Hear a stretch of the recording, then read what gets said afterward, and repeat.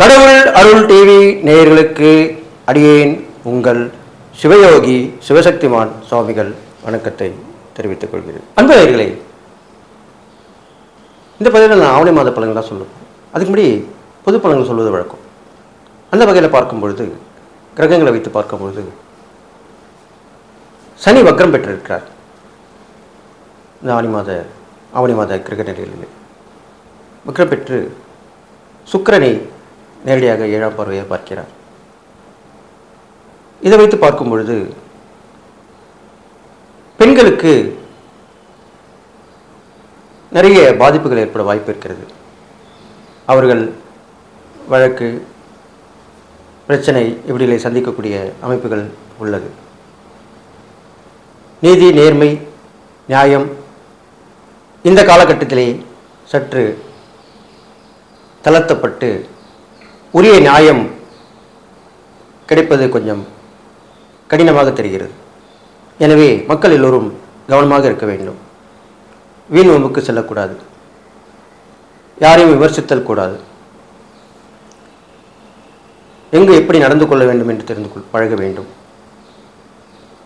இதில்லாமல் கண்டிப்பாக காற்று, அதிகமான காற்று வீசும், சூறைக்காற்று என்று சொல்லலாம்.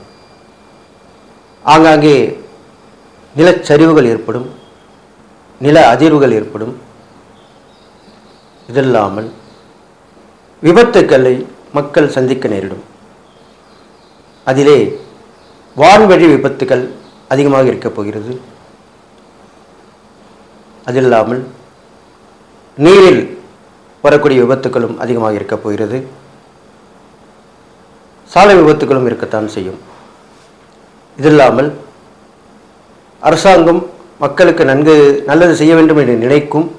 ஆனால் பலவித தடைகளை சந்தித்து மக்களுக்கு தகுந்த நேரத்திலே அந்த சலுகைகளை தர முடியாத சூழ்நிலை இந்த ஆவணி மாதத்தில் ஏற்படும்.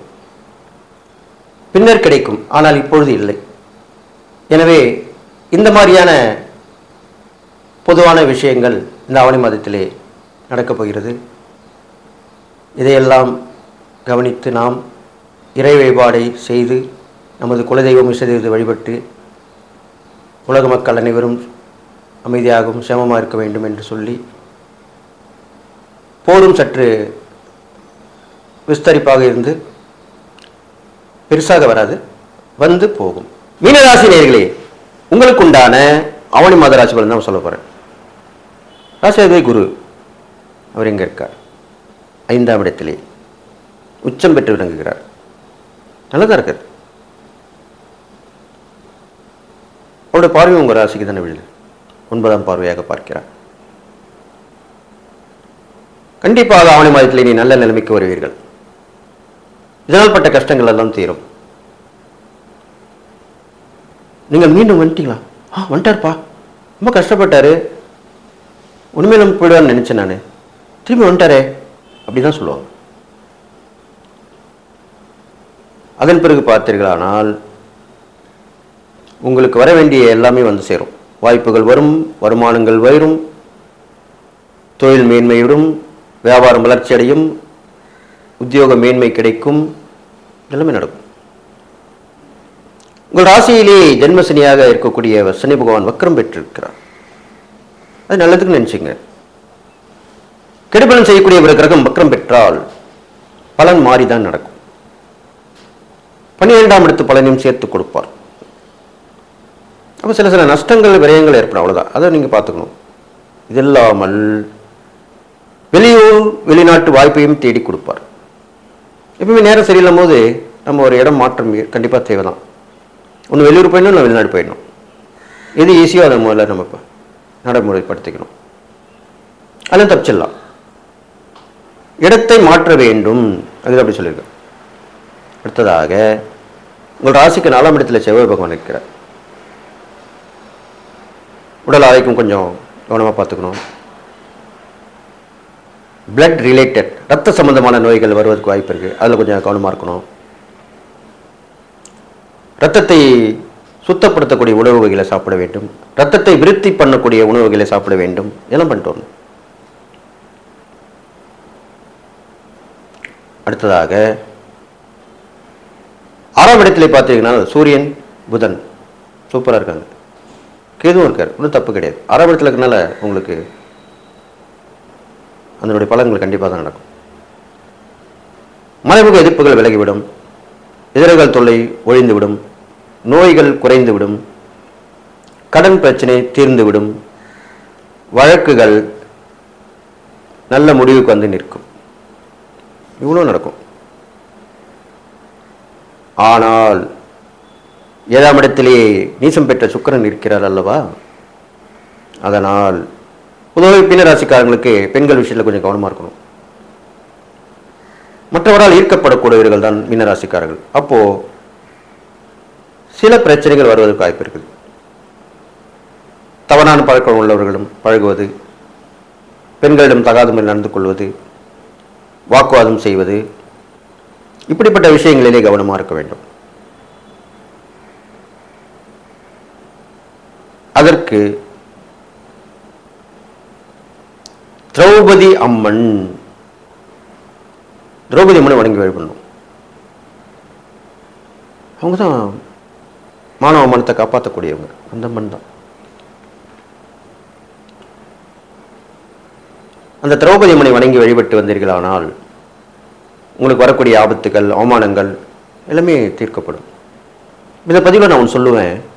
நிறைய பேர் இந்த பெரிய பெரிய பொறுப்பில் இருக்கவங்க, அரசியலும் சரி, சினிமாவிலும் சரி, பொது வாழ்க்கையிலும் சரி, சமூகத்திலும் சரி, சேவை செய்வதிலும் சரி, மக்களுக்கு பணியாற்றக்கூடியவங்களும் சரி, சில நேரத்தில் கெட்ட பேர் வாங்குறாங்கல்ல, அவமானப்படுறாங்கல்ல, செய்யாத தவிர செஞ்சதா பேசுகிறாங்கல்ல, அப்படிப்பட்டவர்கள் திரௌபதி அம்மனை வணங்கி வழிபட்டு வந்திருக்கிறார்கள். மறுபடியும் அவங்க வழிபாடு தெரிஞ்சுக்கணும், அவங்களுக்கு என்ன நைவேத்தியம் அதை தெரிஞ்சுக்கணும், எந்த நாளில் போய் வழிபடணும்னு தெரிஞ்சுக்கணும், இதெல்லாம் செஞ்சுட்டு வரணும். இதெல்லாமே கூட ஒன்றும் தெரிய வேணாம். அந்த திரௌபதி அம்மனுக்கு வேப்பிலை சேலை, வேப்பிலை சேலைன்னா என்ன, ஆனந்தாலும் பெண்ணாலும் உடம்புல கட்டிக்கிறது தான்.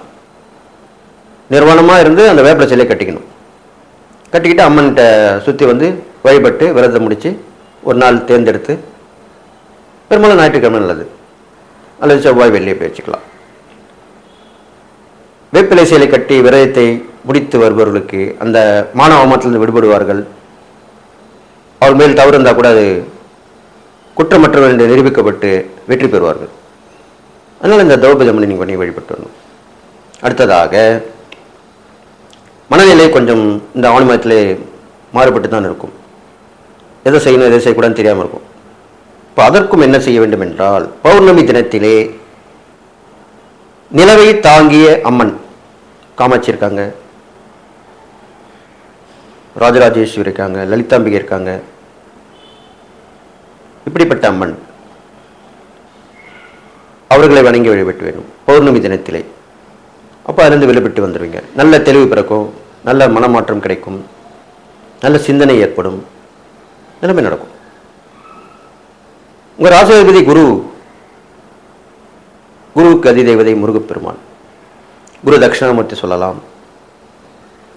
குருவாக விளங்கக்கூடியவர் யாராக இருந்தாலும் சொல்லலாம். குரு ராகவேந்திரர், சாய்பாபா, மகாபெரிவா, இப்படி சொல்லிக்கொண்டே போகலாம். அப்படிப்பட்டவர்களை வணங்கி வழிபடலாம். ஜீவசமாதி தரிசனம் நல்ல பலனை கொடுக்கும். சித்தர்கள் தரிசனம் நல்ல பலனை கொடுக்கும். வியாழக்கிழமையில வணங்கி வழிபட்டு வரலாம். பௌர்ணமி தினத்தில் வணங்கி வழிபட்டு வரலாம். குழந்தைகளுக்கு உணவு, பிடித்தமான உணவை வாங்கி கொடுக்க வேண்டும். இதெல்லாம் பயணம். இப்போ இல்லாத குழந்தை பார்க்குறீங்க, சும்மா ஏதோ நம்ம வாங்கி கொடுக்குறதா சாப்பிடணும்னு நினைக்கக்கூடாது. உனக்கு என்னம்மா வேணும், என்னப்பா வேணும், சின்ன குழந்தைலாம் ஆனந்தாலும் கேட்கணும். பெரும்பாலும் பிரியாணி கேட்பாங்க, இல்லை பிடிச்ச ஃப்ரைட் ரைஸு, நூடுல்ஸு இது மாதிரிலாம் கேட்பாங்க. அதெல்லாம் வாங்கி தரலாம். ஒரு நாளைக்கு வாங்கி கொடுக்கலாம், தப்பு கிடையாது. தினசரி செய்வதுதான் நம்மளால் முடியாது. நம்மளால் முடிந்தால் செய்யலாமே, தவறு இல்லையே. அவர்களுக்கு பிடித்தமான உணவை, ஏழை இளைவர்களுக்கு பிடித்தமான உணவை வாங்கி கொடுப்பது ரொம்ப விசேஷம். அது மீனராசிக்காரர்கள் செய்தால் ரொம்ப நல்லது.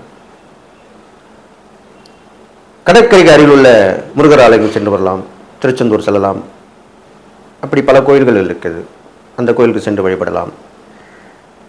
இதெல்லாம் செஞ்சுட்டு வரணும் இந்த மீனராசிக்காரர்கள்.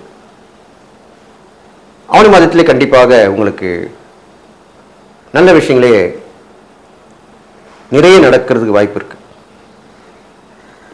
அதை நீங்கள் கவனமாக கொள்ளணும்னு சொல்லி பெரியவருடைய ஆசீர்வாதத்தை வாங்கிக்கணும். எப்போதுமே குருமாருடைய ஆலோசனையோடு நீங்கள் நடந்துக்கணும். அது முக்கியமான விஷயமாக சொல்லப்பட்டிருக்கு. இதெல்லாம் நீங்கள் நடைபெற்று வந்தீங்களானால் இந்த ஆடி மாதம் உங்களுக்கு நன்மை செய்யும், தீமையை விலக்கிவிடும், உங்களை நல் வாழ்க்கை வாழ வழிவகை செய்யும் என்று சொல்லி நீங்கள் எல்லா நலமும் பெற்று வாழ்வீர்கள் என்று வாழ்த்து விடைபெறுகிறேன். நன்றி, வணக்கம். கடவுள் அருள் டிவியை பார்த்தமைக்கு நன்றிகள். மேலும் இது போன்ற தகவல்களை தெரிந்து கொள்ள கடவுள் அருள் டிவியை சப்ஸ்கிரைப் செய்யுங்கள். மறக்காமல் பெல் ஐக்கானை கிளிக் செய்யுங்கள்.